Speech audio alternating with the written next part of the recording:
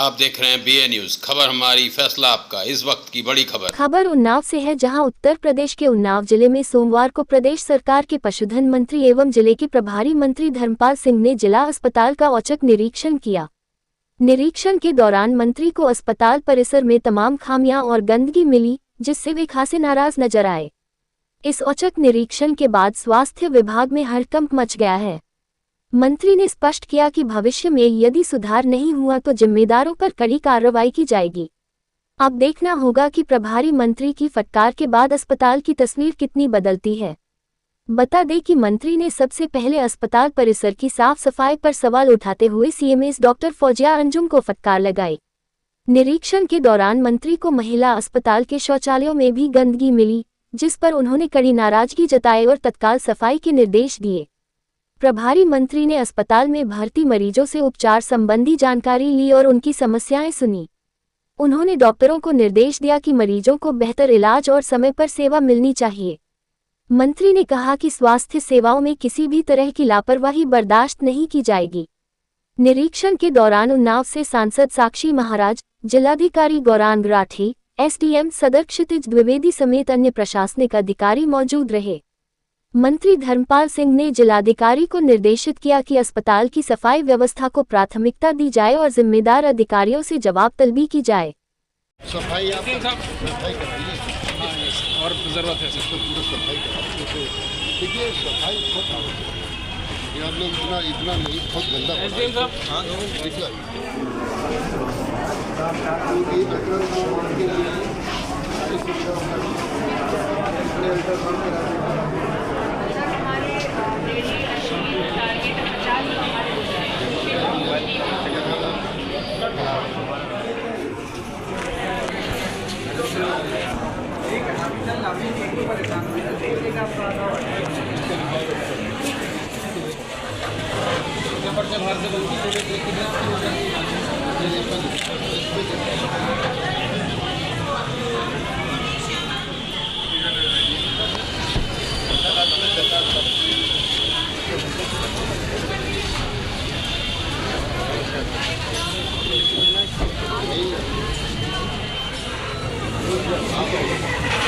आप लोग आइए,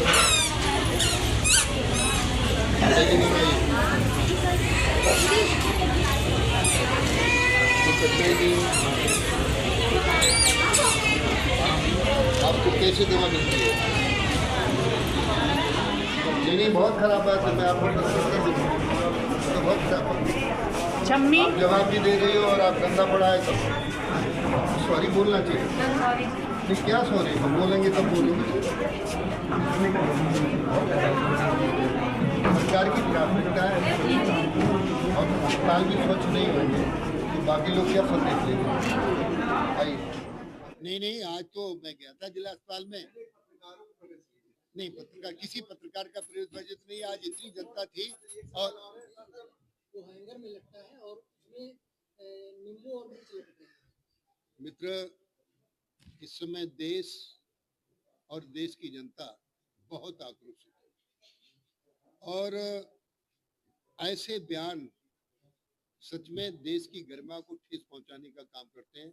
राफेल को दुनिया जानती है, राफेल के मारे शत्रु घबरा रहा है और राफेल कोई ऐसे नहीं छोड़ दिया जाता पतंग की तरह। राफेल छोड़ने के सिस्टम में युद्ध ऐसे नहीं होते हैं।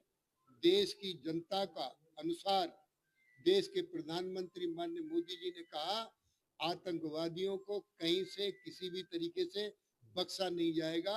समय का इंतजार करें।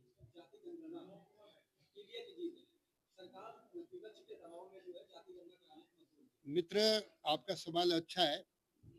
भारतीय जनता पार्टी, देश के प्रधानमंत्री माननीय नरेंद्र मोदी जी ने 2014 में जब शपथ ली प्रधानमंत्री पद की, संसद को साष्टांग प्रणाम करके उन्होंने कहा, हे संसद, कानून की देवी, कानून का मंदिर, तेरे अंदर बैठकर मैं पंडित दीनदयाल उपाध्याय के सपनों को साकार कर सकूं।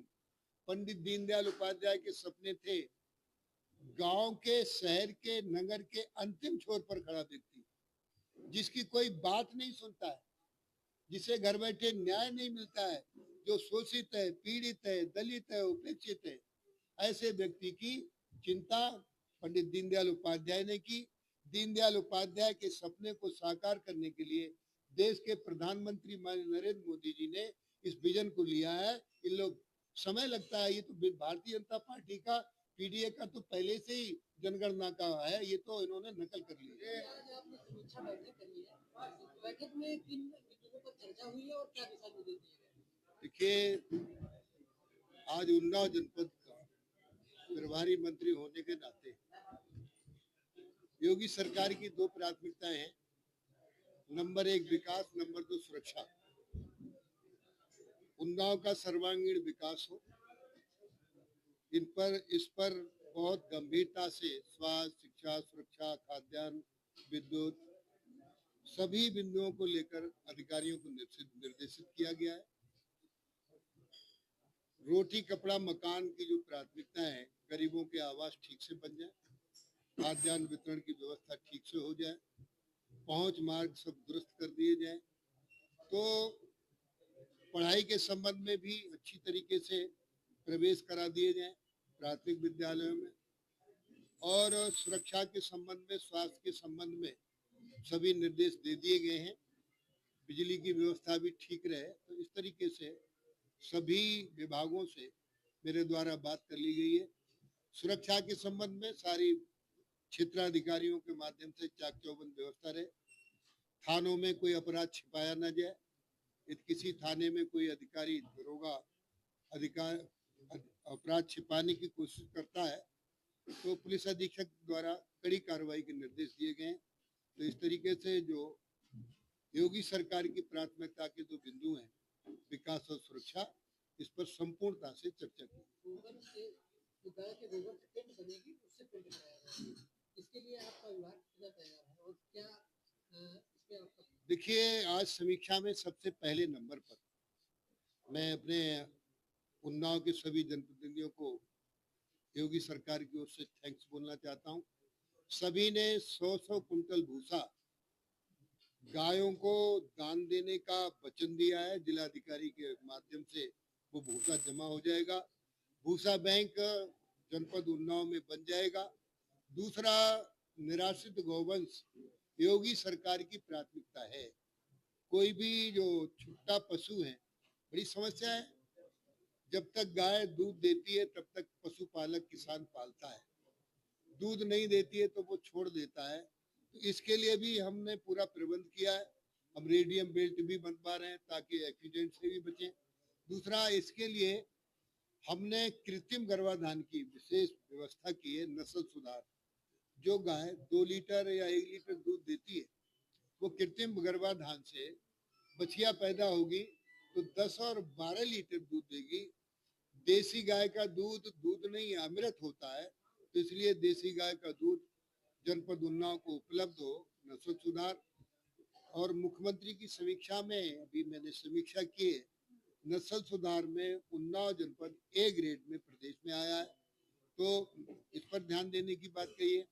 दूसरा, ये जो नस्ल सुधार के साथ साथ कृत्रिम गर्भाधान की बात के साथ साथ संचारी रोगों पर दवाइयाँ पशुपालकों को मिले, क्योंकि पशुओं की दवा महंगी होती है, तो कोई कठिनाई ना आवे, इसकी व्यवस्था की है। जहाँ आपने बात की माननीय मुख्यमंत्री जी की, वास्तव में उत्तर प्रदेश के मुख्यमंत्री योगी आदित्यनाथ जी गौ भक्त हैं। पहले गायों को 30 रुपया प्रतिदिन भरण पोषण को मिलता था, अब उन्होंने 50 रुपया कर दिया है। माननीय प्रधानमंत्री जी को मैं बधाई देना चाहूंगा, उन्होंने उत्तर प्रदेश को 520 मोबाइल वैन दी हैं, जिनका 1962 नंबर है। यदि कोई पशुपालक 1962 नंबर डायल करेगा तो 1 घंटे में वो मोबाइल वैन उस पशुपालक के दरवाजे पे पहुंचेगी, जिसमें एक डॉक्टर, एक कंपाउंडर, एक दवाएं उपलब्ध रहेंगी। तो इस तरीके से पशुओं का स्वास्थ्य भी उत्तम रहे, पशुओं की व्यवस्था ठीक रहे। माननीय प्रधानमंत्री नरेंद्र मोदी जी ने कहा, किसानों की आय दोगुनी हो।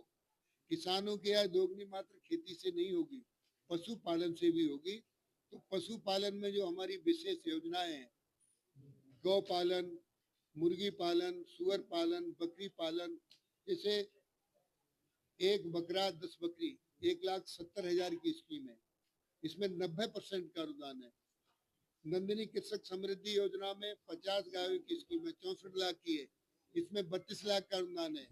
माननीय प्रधानमंत्री जी ने उन्नत किस्म की ब्रीड बनाने के लिए 4 करोड़ की एक योजना है 200 गायों की, इसमें 2 करोड़ का अनुदान है। तो इस तरीके से कहा, उत्तर प्रदेश के मुख्यमंत्री मैंने कहा गौ भक्त हैं। पूर्व मुख्यमंत्री अखिलेश यादव जी ने कहा गाय के गोबर में बदबू आती है। ये दुर्भाग्य है। उत्तर प्रदेश के मुख्यमंत्री योगी आदित्यनाथ जी गाय के गोबर को चंदन की तरह पवित्र मानते हैं। गाय के गोबर में लक्ष्मी का वास है, गाय के मूत्र में गंगा मैया बसती है। तो इस तरीके से गाय मात्र पशु नहीं है, गाय में 33 करोड़ देवता निवास करते हैं। योगी सरकार में और अखिलेश सरकार में जमीन आसमान का अंतर है। अखिलेश की सरकार में गाय कसाई को देखकर कांपती थी, योगी सरकार में कसाई गाय को देखकर कांपता है, इतना